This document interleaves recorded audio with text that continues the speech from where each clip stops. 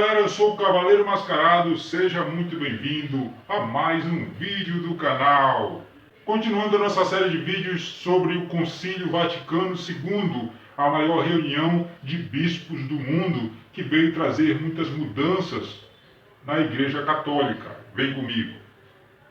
E a nossa série de vídeos tem como base este livro, e é através dele que nós iremos conversar agora. Neste momento, eu quero abordar um tema específico para você. Na quarta-feira, dia 2 de abril de 1963, arcebispo de Yaoundé, nos Camarões, membro da Comissão das Missões, deu uma entrevista coletiva na qual expôs seu modo de ver o esquema sobre as missões. Disse ter tido a impressão de que a primeira sessão do concílio tivera apenas duas preocupações principais. Uma preocupação pastoral, que lhe havia feito perguntar como a igreja poderia promover melhor o conhecimento espiritual de seus membros, e uma preocupação ecumênica, que lhe sugeria o que convinha fazer ou não para melhorar as relações com as outras comunidades cristãs. Ora, parecia terem esquecido que a Igreja Católica era, por definição, uma igreja missionária, e que a sua mensagem não se dirigia somente aos seus próprios membros ou a outros cristãos, mas a todos os homens. Refletindo naquela mesma tarde, numa capela sombria, sobre as palavras de Dom Zoa, eu pensava no bem imenso que havia feito o secretário para a União dos Cristãos, e me perguntava se não seria igualmente possível criar um secretariado semelhante para as religiões não cristãs. Havia mais de 1 bilhão de judeus, muçulmanos, hindus, budistas, jainistas, taoístas, confucianos e shintoístas. O novo secretariado desta natureza poderia estabelecer o diálogo com essas grandes comunidades religiosas. Como tanto sucesso quanto o secretário para a União dos Cristãos tinha alcançado com as igrejas não cristãs católicas. Quanto mais eu pensava, tanto mais este secretariado me parecia necessário. E por que não haveria no concílio observadores dessas religiões não cristãs? Através desse texto deu para você compreender a sede de mudança no Concílio Vaticano continuava a todo vapor.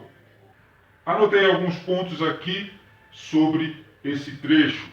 Antes do Concílio Vaticano II, se tinha a real certeza de que a Igreja Católica era a única igreja instituída e deixada por Jesus Cristo. E o único objetivo de Jesus era arrebanhar fiéis para a sua igreja, a Igreja Católica. Com o Concílio Vaticano II, isso mudou. Agora o que se diz é que todas as religiões levam a Deus. Tivemos aí a total relativização do catolicismo, que antes era uma coisa e após o concílio é outra. E tudo isso tinha como pano de fundo a paz, o diálogo. Eu lanço um desafio aqui para você. Me mostre na Bíblia onde tem uma orientação ao diálogo. O que Jesus falou aos seus discípulos? Ide pelo mundo inteiro e ensinai. Ele não mandou dialogar.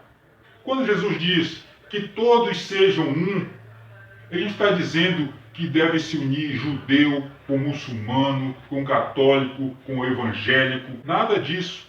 Ele quer que todos sejamos cristãos verdadeiros. Todas as abordagens, todas as conversas, todos os diálogos de Jesus é sempre ensinando.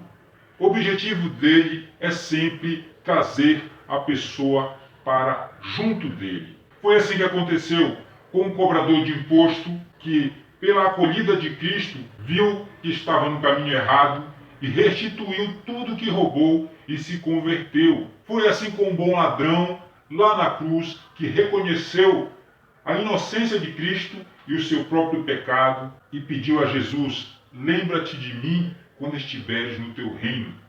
E Jesus disse: hoje mesmo estarás comigo no paraíso. E o que dizer do episódio da mulher adúltera? Jesus perguntou: onde estão aqueles que queriam te apedrejar?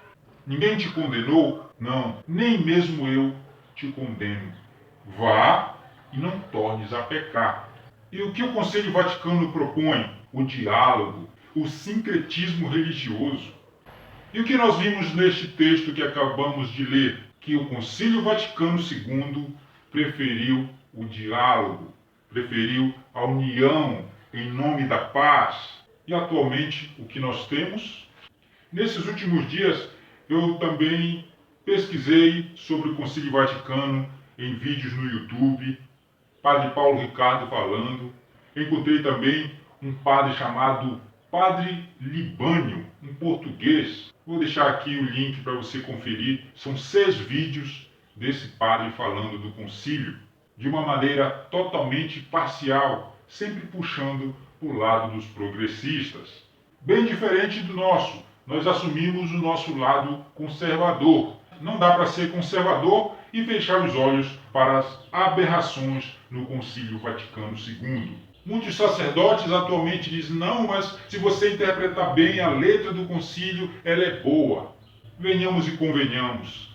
O Concílio Vaticano II tinha um só objetivo: escancarar as portas da igreja para o mundo. Se você observar bem, nos textos do concílio existe a palavra mundo muito mais do que reino de Deus, do que o próprio Deus, Jesus Cristo. E esse objetivo está sendo concretizado.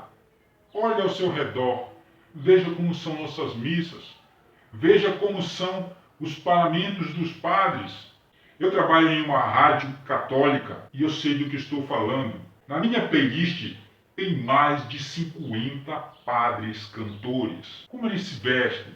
Não querem mais usar batina, porque batina é coisa do século passado. Padre Paulo Ricardo é muito contestado, foi chamado até de louco por usar batina, por ter um perfil conservador, e nem tanto assim. Os ultraconservadores, que não é o meu caso, acham que até Padre Paulo Ricardo passa o pano no Concílio Vaticano II. O concílio foi pastoral, ou seja, não foi dogmático, não reafirmou os dogmas de fé. Se você quiser saber mais detalhadamente sobre nossos vídeos, eu sugiro que você compre este livro. É um livro de um padre, jornalista, totalmente imparcial. Este sim é imparcial. Em nenhum momento ele puxa para o lado dos conservadores, muito menos dos progressistas. Eu sugiro você comprar. E aqui terminamos mais um capítulo dessa história, o Concílio Vaticano II. Uma história não contada. Tamo junto.